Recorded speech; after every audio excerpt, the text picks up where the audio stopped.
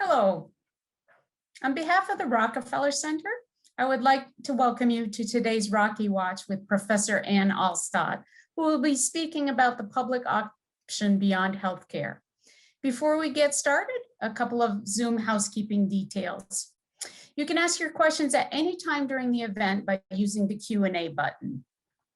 Zoom offers a closed captioning service. If you'd like to avail yourself of that, navigate to the live transcript button and select show subtitle.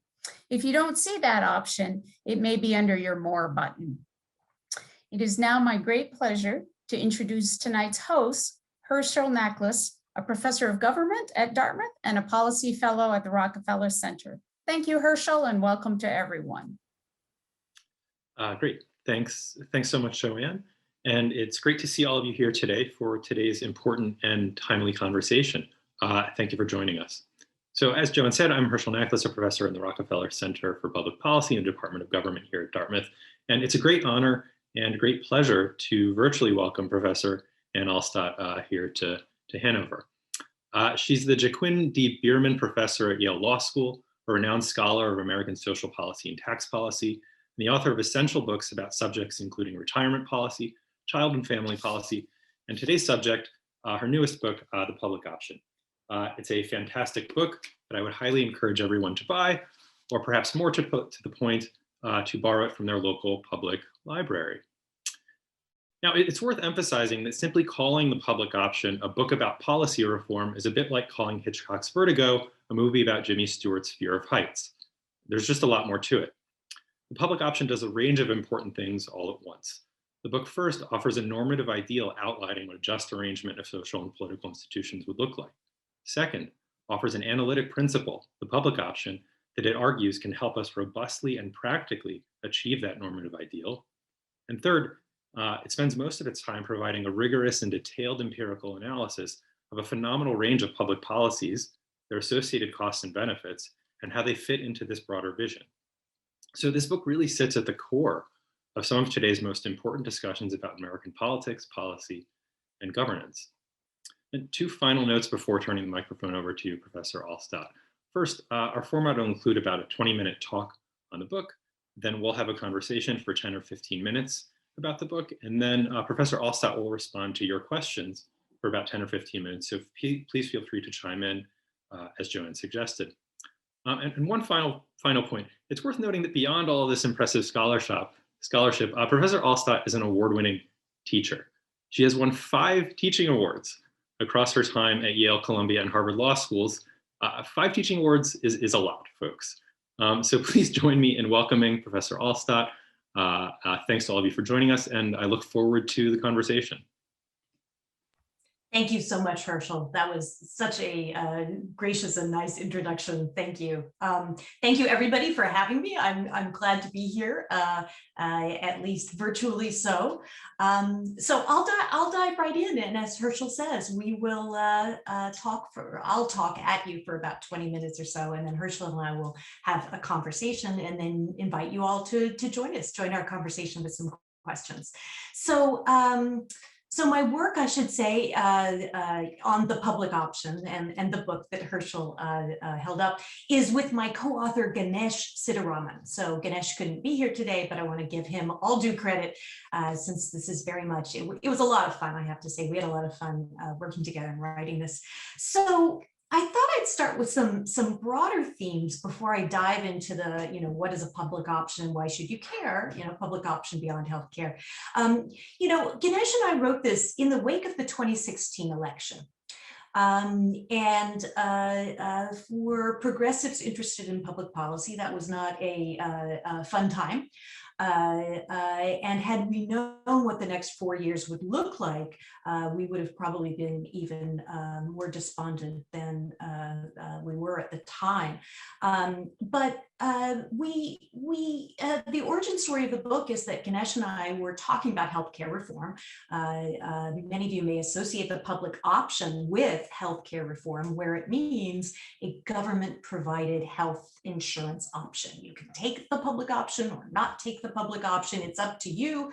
But the idea is that the government would provide it. Now, in the 2010 politics of the ACA, 2009 to 2010 politics of the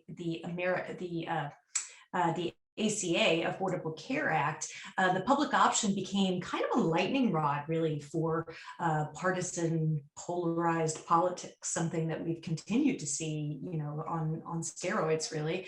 So there was no federal public option.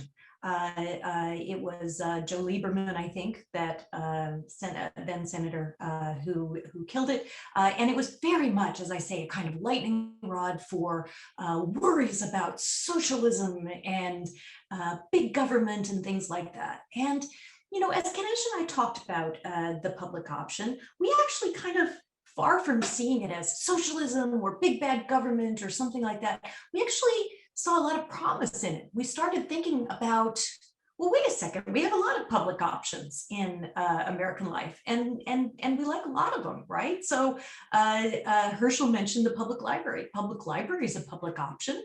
Anybody can go into the public library. You can get a book for free, borrow that book for free. If you don't like the public option, you don't have to take it. Nobody's going to force you to go into the library and read. And if you want to just buy your books on Amazon, and you could afford that, you go. But a public library, it's funny because it's one of these public options that is so familiar. We take it for granted, right? Isn't it kind of a marvel? If we could put ourselves back in the 17th century and say to people, imagine a time when not only can everybody read, but everybody can get lots and lots of books for free. It would just be kind of beyond belief, right? And so it's this amazing institution, and it's run by the government. In most places, right? It's run by the government or a quasi-governmental local group, as it is in some New England places. And yet somehow the public libraries have avoided the conservative ire of big government. You really don't hear people ranting and raving about how the public library is socialism or something like that. So Ganesh and I did two things. We noticed that public options are already around us, and some of them at least are quite popular. Think about the post office. Well, the post office in the pandemic is another story. Maybe Herschel and I will talk about the post office and why it has gone from being, I think, a formerly beloved public option to a troubled one at the moment because of its leadership. But public highways are a private option. You can take a toll road, but you can also take a public highway, and there are lots more that I'll talk about. And we also, and this is what really motivated us to write the book, was not just to see that public options are around us, but to kind of think about the potential of public options to do more. And that's really, as Herschel says, the meat of the book. We think that the public option has promise beyond healthcare into a huge range of policy topics, including childcare, retirement, banking, broadband, internet, maybe public utilities, all kinds of different things. And that's what I'm going to talk about. But at the broadest level, this is our effort to, I want to put it in both a positive and a negative way. The positive way is we want to contribute to a conversation that a lot of people are having about the possibilities of public action in the United States. Right. And even since 2016, we've seen with the growth of the progressive wing of the Democratic Party, we've seen resurgence of sort of avowed progressivism and avowed progressives that see an affirmative task for government across a range of spheres. So our work broadly is in that tradition. Our work too has a particular target, and it's 40 years of neoliberalism. Neoliberalism, as you know, is a really broad kind of umbrella term, but in politics, neoliberalism includes things like the commonly expressed view. And I almost feel silly saying this to you in New Hampshire, but the commonly expressed view that government is bad and it should leave people alone, and that government is scary and it screws up whatever it touches, right? That's kind of a very American kind of political view that politicians of all stripes will really nod toward. So we wanted to kind of counter that with a narrative that's much more positive about the possibilities of government. And then the negative piece, in policy circles as well as in politics, neoliberalism has been ascendant. I shouldn't say ascendant because I'm hoping it's tailing off. But neoliberalism, as expressed in economics, has been absolutely the elite currency of policy circles, and that has good elements and bad elements. I'm a user of economics. You can learn many interesting and important things about the world from economics, but one of the pieces of economics that I think has not been so salutary for policy is that there is baked into economics a kind of presumption that markets are the best way to go. Markets work, markets produce allocative efficiency, and that's the best we could possibly ask for. So in this book, Ganesh and I are pushing against that, that tradition of policymaking, and we're suggesting that the public option is a tool that could use public action to promote liberty, to promote equality, and to address cases where markets fail. So that's kind of where we're coming from. I am at about minute 10 or so, so I'm going to dive into a little more substance right now. Let me begin with what is a public option. So what do I mean by a public option beyond healthcare? So a public option is a public program, could be federal, could be state, could be local, but it's a public program that provides universal access to some important good or service at a reasonable price. So it's public.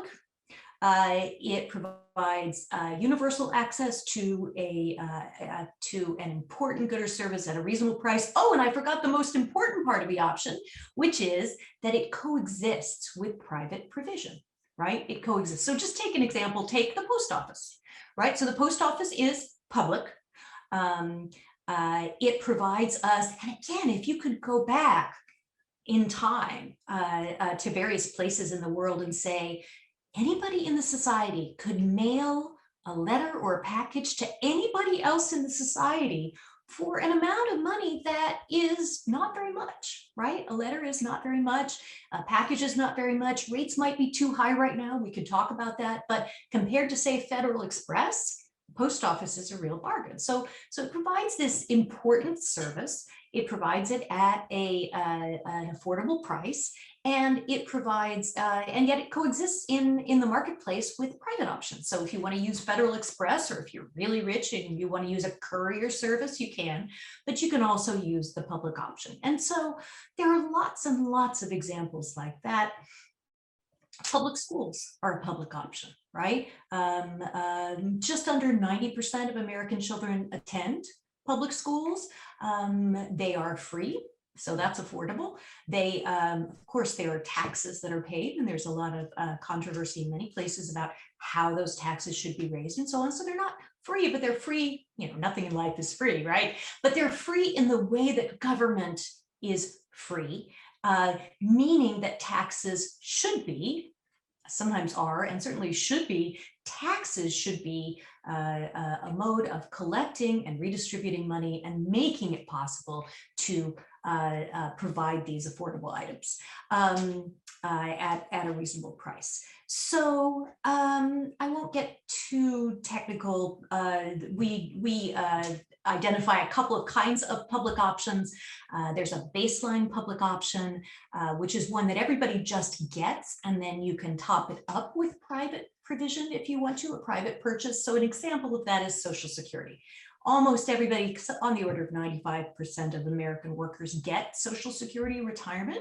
And if you want to just live on your Social Security, you can, and not have any private anything else. But Social Security certainly exists with a range of private retirement pensions, including employer pensions and some other stuff. The private part of that system, the retirement system, doesn't work very well, actually.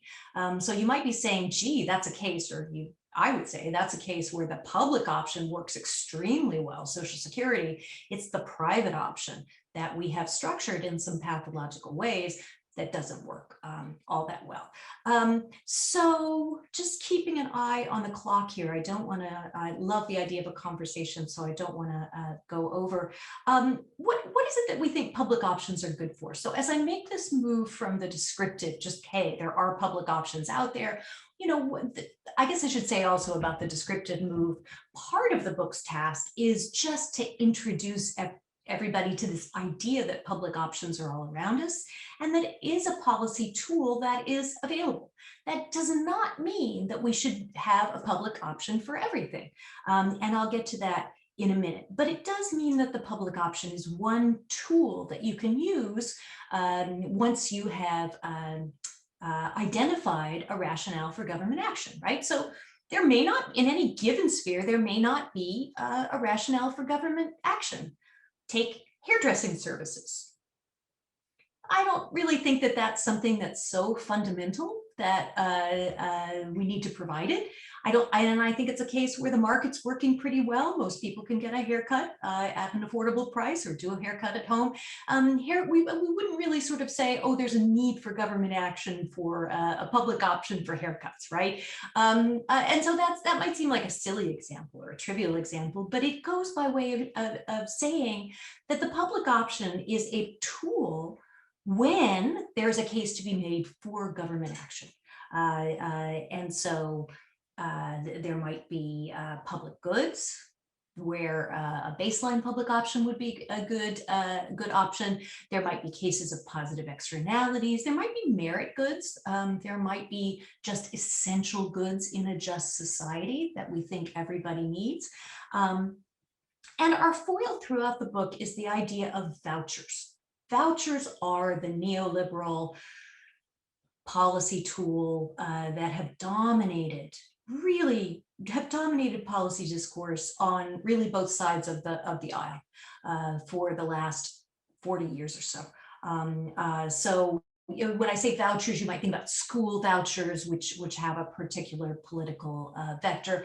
But if you broaden the idea of vouchers to encompass market subsidies, right? The idea is that the government just adds money into a market and then lets the market work its magic.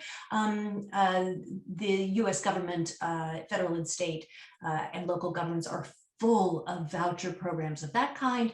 Many of them run through the tax system. So the private retirement system, for example, is a market that is shaped by vouchers of this kind, tax subsidies that then shape private market interactions. So we're very skeptical of that tool because, and again, sometimes it works well. We're open to that. We're not actually public option cheerleaders across the board. There are certainly some cases where vouchers are the way to go, but vouchers often do a pretty crummy job of some of the things that a public option does a good job of ensuring access at an affordable price to everyone and ensuring quality along the way. So in the book, we talk about, I'll just lay out a few examples and then Herschel and I can dig into them or go elsewhere as he chooses.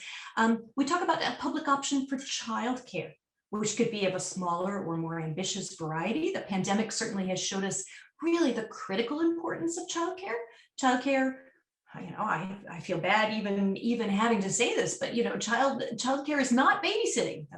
I feel bad even articulating that sentiment that I disagree with, right? Childcare is a really important part of our social infrastructure, and the pandemic, unfortunately, by putting tremendous stress on parents and teachers, parents and children, well, and teachers too, has showed us how important. And so exploring a public option for childcare, there are a couple of models you could use, but it would provide universal access to a quality controlled product. That's a huge issue right now at an affordable price, and would exist alongside private options. If you want a nanny, if you want a religious oriented care or something else that you want to pay for privately, That's fine, just like you can use a private school.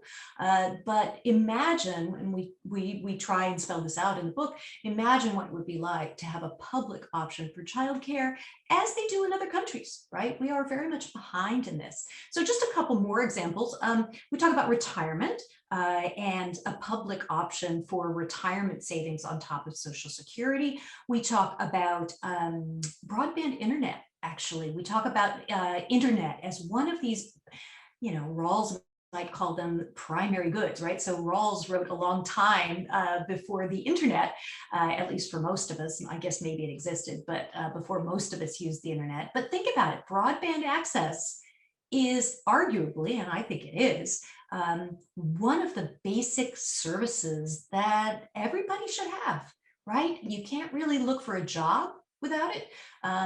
Again, the pandemic has pointed out you can't register for a vaccine without the internet, and yet there are places in the country, two pathologies. One pathology is there are places in the country where you just cannot, for love or money, get broadband internet. So rural places, the market does not work, as at one time it didn't work for electricity, right? And the other shortcoming is that in a lot of places, like the place where I live, broadband internet is held by a monopoly, a private monopolist. And the private monopolist makes you, charges high prices and provides very poor service. Sorry, Comcast, but you do. So those are just a couple of examples. And I want to end with this. Public options, like any policy tool, can be used for bad ends or can reflect pathologies in our society. So take public swimming pools. Public swimming pools can be great things. And that's what we have on the cover of our book, is a public swimming pool. That's what that pretty blue is. And so public swimming pool is a public option. You can go to the public pool, or if you're rich or you're a middle-class person and you've saved up the money and you want to put a pool in your backyard, you can do that. But everybody can use the public pool. There is an unfortunately common American story, though, about public pools. Heather McGee, in her current book about the costs of racism, talks about this example as well, that particularly in the South, there were a lot of pools. The South is hot. People, all people mostly enjoy swimming pools. But when the Civil Rights era came, and the towns were ordered to integrate these swimming pools by race to allow Black people to use the pools, a number of communities decided that they would rather close the pools than integrate them. And so that's a public option that I would say really went bad, and it went bad in a predictably American way, because we have this ongoing pathology of racial segregation and of racism. And so the public option, I'm about to stop, Herschel, but the public option is certainly historically not immune to forces like that. It's not a magic program that can erase all of the pathologies, and it can be better and worse designed, like any policy, but we still think it has a lot of promise.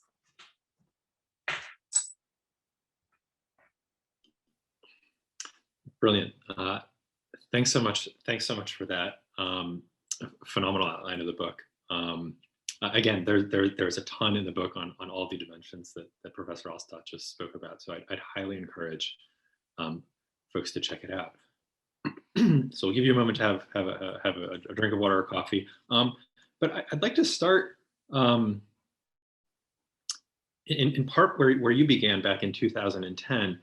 And that'll lead into actually a version of a question that Matthew Gluck has sent us, which I think is quite helpful. And so this is sort of two questions about the contemporary left and the Democratic Party's approach to the issues you've spoken about. So the first part is thinking about the Affordable Care Act. I asked this of everyone, might as well ask it here. Do you think this could have been passed with a public option? As you note in the book, the claim by Senator Lieberman and others was like, look, we can get Republicans on board if we get rid of the public option. And as Paul Starr and others note, that didn't really work. So was this a failure of persuasion, imagination, political ability, just intractable Senate veto points? And then I guess the related question, which is Matt's question, is is you note the right successes over the past 2 generations to advance this narrative of market freedom, neoliberalism, competition, or market freedom, whatever you want to call it. And so one thing I've always wondered is why the left has really struggled to articulate a clear and positive alternative of the sort that you offer here, a vision of what some have called real freedom or real opportunity against this idea of market freedom and neoliberalism. So yeah, great questions, and the answers are yes and no. No, no. I find political punditry kind of hard. I would like to hope that the ACA could have passed with a public option, but I have to say the ACA is such an ugly creature. Even with a public option, I don't know how much, and again, I'm hugely for the ACA writ large, in the sense that I think healthcare in the modern world is actually one of these important entitlements that everybody should have. When I say the ACA is an ugly creature, it has so many compromises built in. And so in a way, I wish somebody could answer your question with respect to other features of the ACA. Could it have passed with a more robust tax credit program? Could it have passed with a public option? Could it have passed with a Medicare buy-in, as one form of the public option or something like that? So I wish I knew, but I don't. And it absolutely does lead to this broader question about why the left has trouble articulating its commitments. And we've seen that over and over, right? Those of us that are now old enough to remember the Occupy movement was widely criticized as it was both incredibly energetic and sympathetic in a way, but it also was incredibly unfocused. People wanted economic justice and nobody had a real platform. I mean, I think that politicians like Elizabeth Warren, like the surprising Bernie Sanders, who's been around forever, but, has been a surprise, have started to articulate a progressive program for domestic policy that I think is clearer and certainly more progressive, more self-consciously progressive than we've seen in my lifetime, right? So I kind of came of age in the Reagan era. And so for the longest time, you couldn't even, you couldn't, there was not space in either party to articulate some of the things that they are articulating. That said, though, you see the Biden administration. I love the Biden administration. I love many people in the Biden administration, but you see a lot of their policy initiatives are taking this neoliberal form. So we're going to have vouchers for children, for childcare. We're going to have vouchers as a. I'm actually in favor of the children's allowance, but we're going to have vouchers for that. But they're, they at least have not adopted this more robust view of what the government could do, and as an affirmative actor. That's interesting. I wasn't going to ask this, but some folks have said, and I've often thought actually that in some ways one might think of the Biden administration as it stands as sort of looking like the old guard of the Democratic Party, but borrowing very heavily from the policies of folks like Senator Warren and her staff and associated folks sort of more under the radar. But it sounds like that's not how you're seeing that. Well, I guess it's such early days. It remains to be seen, but in the spheres that I know most about, so tax policy, social welfare policy, those things are looking very conventional. I mean, they're looking very conventional Democratic, right? They are, we're gonna get rid of the tax cuts, but only for people making more than 400,000. Well, you can't really fund a progressive state on that. And the tax cuts since, well, we could argue since the date, but most recently, since the George W. Bush years, the tax cuts have been a continual one-way ratchet. The Republicans cut taxes, and then the Democrats kind of retrench, but mostly at the top. And so that worries me. It worries me, this actually goes back to the question you just asked. Why is it that it is so hard in this country to articulate a reason why you should pay taxes. A reason, I think so often when you talk about taxes, people just kind of in the United States, and it's a weird American thing that in the United States, they assume that the government will just burn up the money, that taxes are just wasted. So I'll stop there, but yeah, my view might be skewed, Herschel, just because of the areas where I work. But I would like to see a more robust approach to some of these issues, like universal childcare. That was the particular thing I was thinking of in the Biden plan. Biden wants to do a good thing, and a good thing would be to expand the dependent care tax credit, make it refundable, make it much bigger, create this children's allowance. Even Mitt Romney wants to create a robust children's allowance. Those are good things to do. But the childcare piece, Senator Warren articulated a much bigger childcare reform, and that seems not to have been the way that the Biden people want to go. Yeah, that's kind of where I want to go next, and that surprises me as well, because you argue in the book and your other work that a lot of the inequalities and sort of social problems that we would want to deal with public options or other policies largely stem from sort of upstream and structural failures. And so I don't mean this to sound like a Jim Heckman question, but it's kind of like a Jim Heckman question where pointing to childcare suggests that if we were to prioritize our sort of budget, fiscal and political bandwidth constraints across public options and sort of prioritize certain things, would you think that it's sort of these upstream, not just early childhood, but sort of upstream or upstream structural issues that should get the public option prioritization, like early childcare and healthcare, instead of things like retirement programs, which I know are you've written a lot about, or college access or things like that? Or should we not prioritize in this way? Ooh, am I allowed to answer we should have all of them? That's a cheating answer, right? Herschel, I hadn't really thought about it. As we were writing the book, we were just sort of, you could do this, you could do this, you could do this. And since I'm not a politician, and I haven't, it's of course an incredibly important and valid question. Which ones would you prioritize? I just, again, off the cuff, and so I'm not quite sure what is upstream and what is downstream, but I do think childcare ought to be one of the most basic ones. And the reason I would say that, is one of the strong motivators, as you mentioned, for thinking about public options is considerations of equality and considerations of justice. And for reasons of gender injustice, racial injustice, I think the child care system in the United States is a disgrace. And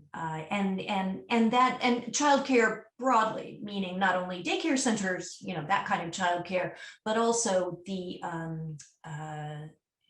the situation of parents. I don't have to tell you, but just for the audience, in the United States, so many parents earn low wages, and at the same time they're earning these low wages, they have to pay for so many fundamental goods and services out of those wages. So childcare is one. The factoid that some of you will know, some of you don't know, is that good daycare for an infant costs about as much as public college tuition in many places.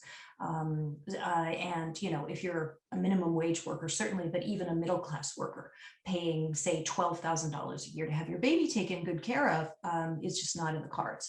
And so what do families do? Well, guess what? They compromise on quality, they compromise on cost, and so on. And so this is, so childcare writ large, I would, if I ran things, I would have a cash children's allowance. We now know that works, right? We now know, we've proved it against the neoliberals, right? The neoliberals for the longest time said, don't give people money, they'll just waste it.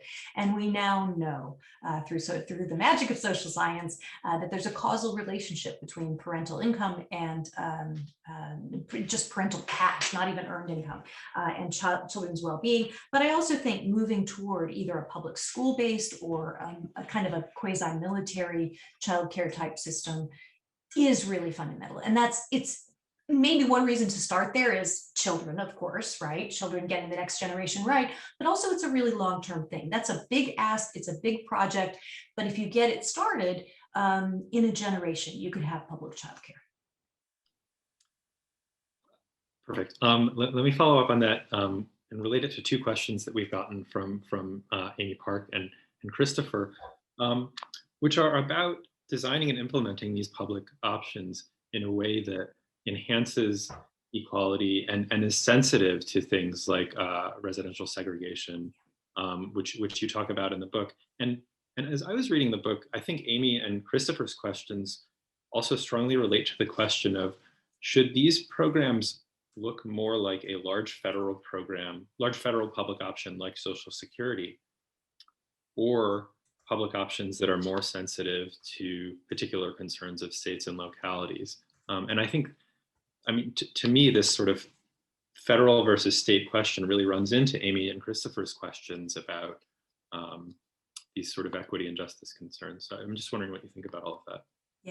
Yeah. So the design question is incredibly important. And Ganesh and I talk about it some in the public option book. We actually have another edited book that's coming out where we did an article, a book chapter on actually the issues of design and designing, basically good and bad design. Policy design can, racism is always out there in the United States. There's a lot of dog whistle politics. There's a lot of people that have a lot to gain from maintaining racist structures. And so you have to design conscious of all of that. And so historically, there are a few, unfortunately, canonical political moves that are made to destroy programs by racializing them. Public housing is the one that I have in my mind. Public housing was at one time in many places, including New York City, really a kind of middle class facing program and kind of working class facing program. And the idea was that for an affordable price, you could get a decent apartment and all of that. Starting in the Reagan years, but really before that, probably really starting in the 70s, but accelerating in the Reagan years, public housing was allowed to become dilapidated, and the income and asset eligibility thresholds were lowered to the point that only the very poorest people could qualify for public housing.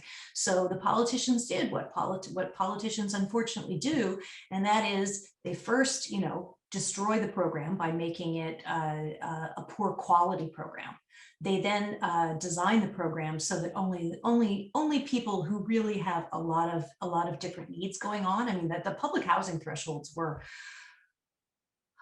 on the order of 50% of the federal poverty level. I mean, just something incredibly low, which ensures that only people that have really a lot of tough stuff going on in their life can qualify. And then the politicians criticize those people and say, look what public housing has produced. It's produced a troubled population, and that is dog whistle for race. So if you want to destroy a public option, you can by designing, by allowing those currents of politics to go. On the federal, and I think you're right, I tend to be, but this is reflexive, and I don't know that I would defend it. I tend to be pro-federal just because I think some of our biggest successes along these dimensions have been federal. So Social Security.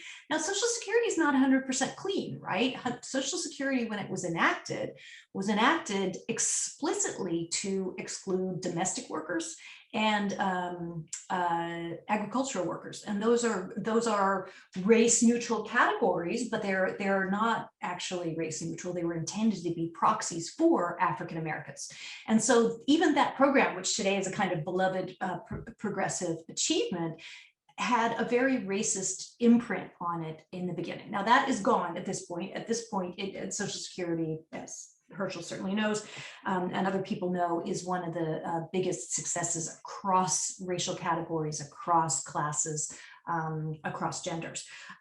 So I tend to have a pro-federal bias. But I do want to just say that's a bias, and I think it depends on what it is. So let me actually recount a place where at the moment I don't necessarily have a federal bias. And actually, I think the Trump years taught progressives watch that federal bias, because you are, given the amount of presidential power we have, you will live or die by who's in the White House. So when we talk in the book about childcare and about what would the transition to public option in childcare look like, I actually think that it might grow out of two things that I see going on at the state and local level. One is the move to universal pre-K. So a lot of really localities in some states have created these public programs for 4-year-olds, some for 3-year-olds, and granted, they're of variable quality, but they are at least an incremental step toward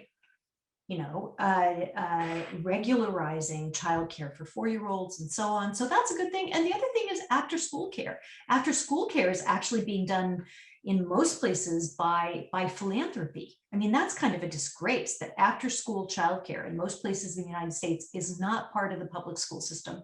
It's actually done by local nonprofits and people like that.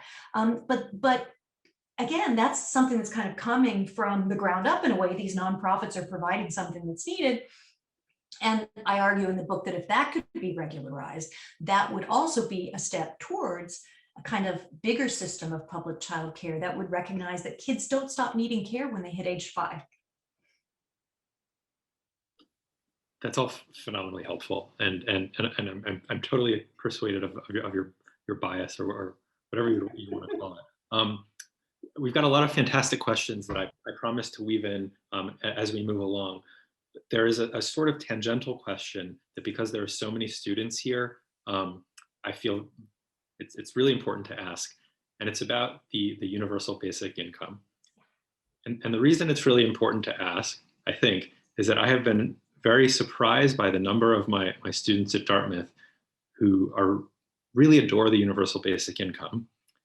And I think in the book, you provide what I completely agree is the clearest sort of critique or yes, but with regard to the UBI. And I think it would be very helpful for the students on this call to hear a little bit about your view on that, because it's so popular among them. And I think a lot of public discussion of it is insufficiently sophisticated for the reasons that you've outlined. Yeah. So I've had a long journey on the universal public basic income, before it even really had that name. But so the journey is that I was once a huge fan of it and one of the big proponents. Early in like in the 1990s, Bruce Ackerman and I wrote a book in which we propose a basic capital, which is a form of basic income. And we got a lot of book reviews like, these people are crazy. These are leftist, like the American Enterprise Institute, just could not control its spleen.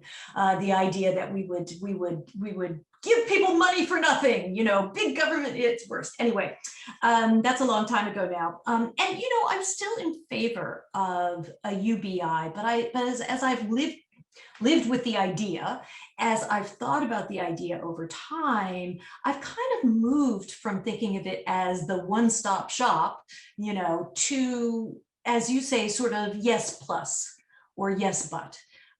Because a UBI fundamentally operates within the markets it's given. So, and for that reason, so UBI, one of the things it does is it does a lot of good things. It promotes real freedom of a kind. It allows people, especially in the labor market, right? If we had a UBI that was reasonably a subsistence level, then people could make meaningful choices about what kind of work they want to do, on what terms. They could opt out of the labor market and stuff like that. So I still think that's very powerful. And if anything, since say 1999, the growing inequality in work options for people, I think that's still a very powerful case for UBI, that no longer would somebody, if I'm deciding whether to keep my Walmart job, I might very well keep it, right? I enjoyed getting out of the house. I like that extra money, but when and if my, that becomes degrading or something that I don't want to do, that I would have an alternative to just not eating, which is the current alternative. So what are the limitations of the basic income? Well, I guess I'd put it this way. In terms of You know, Rawls teaches us, just to go back to Rawls teaches us that we ought to pay attention to primary goods. And he doesn't really know, well, maybe he knew, but he doesn't really tell us what they are. That wasn't his task. You know, so some of the rest of us think about like, what are primary goods? And that's really the kind of thinking or the kind of impetus for the public option, is to start this task of thinking through in some detail, what are the features of life that should be properly and justly distributed. And my worry about the UBI is that that it won't get us there across that range of public goods. So we could all have a UBI, but they still wouldn't have decent broadband in every home. And that limits opportunity. That's just a piece of infrastructure that really everybody should have. I think childcare as well. You know, I talk about childcare a lot. That's what I'm thinking about at the moment. But the UBI doesn't ensure quality childcare, for example. One of the interesting things we know about childcare markets. So my big theme, I guess, I could talk about this forever, but Herschel, my big theme would be UBI operates within markets, and when markets don't work, the UBI doesn't work. And so in the childcare market, for example, I mean, those of you, if you're a student, you probably don't have kids yet, but you will. If you're faculty, you're probably, as I am, kind of thinking about how hard it is to judge the quality of childcare. And one of the things social science has established is that parents, whatever their education level, really cannot verify the quality of childcare. They can tell if there are nice toys, you know, an attractive area, nice teachers or not, but none of that is quality. And so when you have a market for a good that's so important as childcare is, and where quality is really, really hard to evaluate, just throwing more money at it will not necessarily get you to the goal. It might get you to affordability, but it won't necessarily get you to universal access to a quality thing. So that's what I would say. And then across these, you know, that's really a common theme in the book, is a lot of the things, the kinds of goods, primary goods and services that we're talking about are places where the private markets really don't work. And that's why a public option makes some sense. Thank you a ton for that answer. And for students curious about the discussion, tons of classes in Rocky and Gov, where our political philosophy colleagues talk through these questions of Rawls and likewise. So another implementation question, and it sort of relates to one of the questions that we've got, which is, suppose that some of the public options that you propose that we don't have come online. I'm wondering what you think about one of two plausible outcomes. One is that you know, the public option simply outcompetes the private options, and the private options wither, such that the public option becomes a monopoly. The alternative is what if it turns out that the public option can't compete with the private options, and it withers? And I find these like very difficult questions to wrestle with, and I'm curious what you think. Yeah. So let's start with the failure. I'll take the second one first, the failure to compete. This is one where maybe we can talk about the post office, right?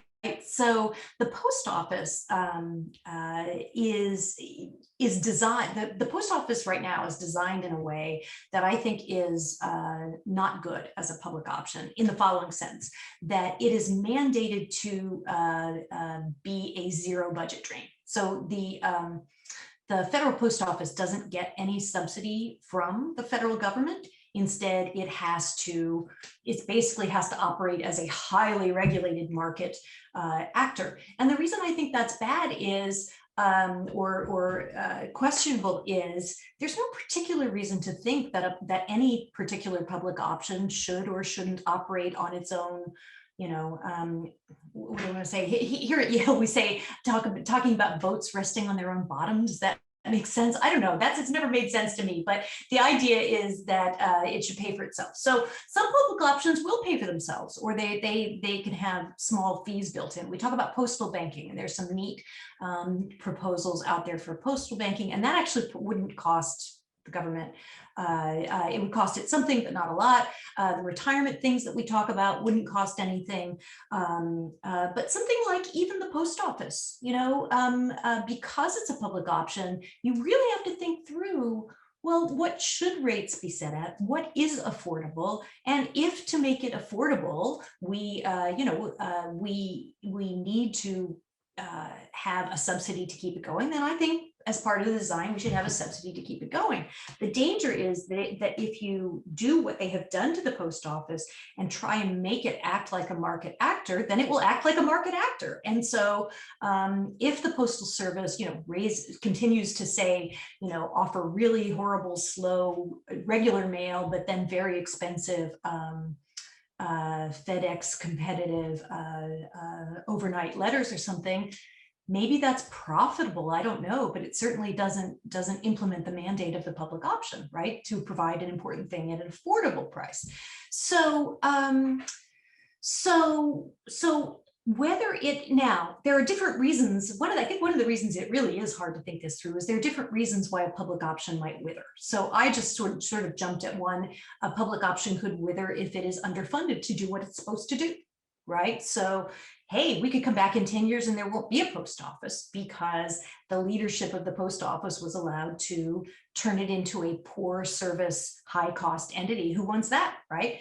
And especially as email and other things take over, maybe there won't be a post office. And then we'll have to decide if there's something left that ought to be preserved. The public option out competing the private, I think where we think about that scenario the most, at least that comes to my mind, is healthcare, right? This was one of the big objections to the healthcare public option, was that for reasons of adverse selection, really, there would be a spiral in which everybody would end up having to migrate to the public option because there would be adverse selection out of higher cost private insurance and so on. And so there's kind of a technocratic thing, and then there's well, maybe I'll leave it at that. But so there are cases where there might be a natural reason for there to be kind of a natural monopoly. Healthcare may come close because of the pooling issues.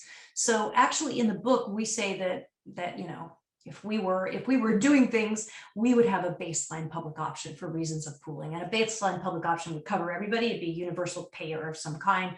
Now then you could, as in most single payer systems, you could buy more health insurance on top, like Medicare Plus, kind of, stuff like that. But so there are reasons of pooling why it might outcompete.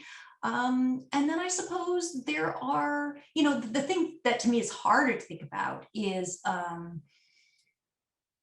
might there be a public option where we just set the price and quality to be so attractive that it just drives small business, and out of business? I suppose that's possible. But one of the things about when we were thinking about stuff like that, one of the things about a public option is that it is public. And so price and quality are public. Like we all kind of know more or less the price of a stamp. I won't say what the price of a stamp is, but it's around, it's around 46% cents or something. But anyway, like I know that a stamp is not $1.50. Okay. I can tell you how much it costs to get into my local federal park. I can tell you other things. And so there is a kind of dialogic political element to pricing and competition that is just baked into a public option. In a way, it's not, right? For FedEx, I cannot tell you what it costs to send a FedEx, even though I do it all the time, because it's impenetrable, right? I can't tell you what an airline ticket costs because it's impenetrable. But public options, at least if well designed, are a little more transparent in those terms. That's great. I think that's really helpful, and we probably have time for maybe one or two more questions. And so we have really great questions from John and Carol and Dwani about sort of the comparative dimension of this, which your healthcare example raises. And so I think these questions encourage us to think about why comparative cases meet so much more programmatic success and public trust in these public options.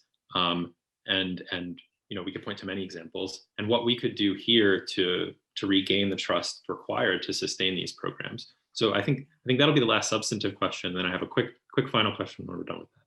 Okay. That's a question that so many scholars of American politics have asked, why do we have such a difficult time building and sustaining really a 21st century welfare state? And so across all kinds of OECD data, just to take one set of comparative data, the United States is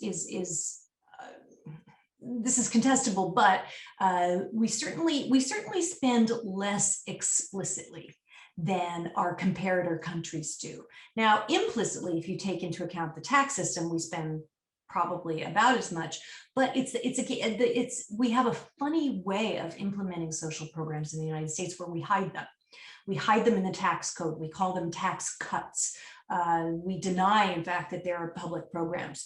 And so I wish I had a great answer to how you rebuild that, how you create more social solidarity, how you design to get past so many subordinating features of U.S. welfare provision. So that is a depressing, the comparative question is a depressing question. It's not one that I have a 100% answer to, except that I think you fight it out battle by battle. I think you fight it, you fight for broadband internet in Chattanooga, Tennessee, and that looks good. And then the people from Nashville want it. And then, if you can build these things that are successful, you build after school programs, build things that people want and show that they can work. And hopefully that generates some political will and political demand.